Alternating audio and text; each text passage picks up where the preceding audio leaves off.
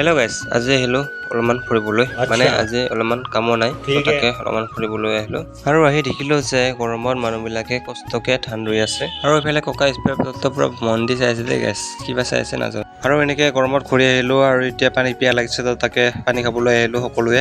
আৰু এনেকে অলপ পানী খালোঁ আৰু পানী চানী খোৱা হৈ গ'ল। আৰু এতিয়া গৈ আছোঁ চিধা গছৰ ছায়াত। আৰু এনেকে গছৰ তলত গৰমত বহুত জিৰাবলৈ ভাল। তেওঁ এনেকৈ ডাঙৰ ডাঙৰ গছ থাকিব লাগে, তেতিয়াহে ভাল হ'ব। আৰু এনেকে গছৰ ছায়াত জিৰণি লৈ চিধা আহি গ'লো আমি পুখুৰীত।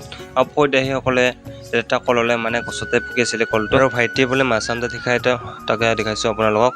এনেকে দুজনে দিলে আৰু এতিয়া মাছ আমটা হৈ গ'ল। আৰু এতিয়া ময়ো গা ধুওঁ। আৰু এনেকে 1 ঘণ্টামান গা ধুলোঁ আৰু এইফালে গা পা ধোৱা হৈ গ'ল। আৰু এতিয়া চিধা গৈ আছোঁ ঘৰত। আৰু ঘৰত আহি দোকানৰ পৰা 3টা ফুৰ্তি ল'লোঁ আৰু এনেকে চবে খাই আছোঁ। আৰু ফুৰ্তি খাই আহি গ'লোঁ চিধা পথাৰত। মানে আজি আমাৰ পথাৰটো হাল বাই আছে, তো তাকে চাবলৈ আহিলোঁ। আৰু এইফালে মানুহবিলাকে ধান ৰুলে আৰু আমাৰ অহাকালি ৰুব, তো তাকে হাল বাই আছে। আৰু মই সেনেকে গছৰ ছায়াত অলপমান জিৰণি চাই আছোঁ। আৰু এনেকে হাল বাই তো ৰাতি হৈ গ'ল। তো এতিয়া যাব লাগে ঘৰত। তো ৰাতি 7টা বাজিছে। তো আমাৰ নেক্সট মৰ্ণিং লগ পাইছোঁ।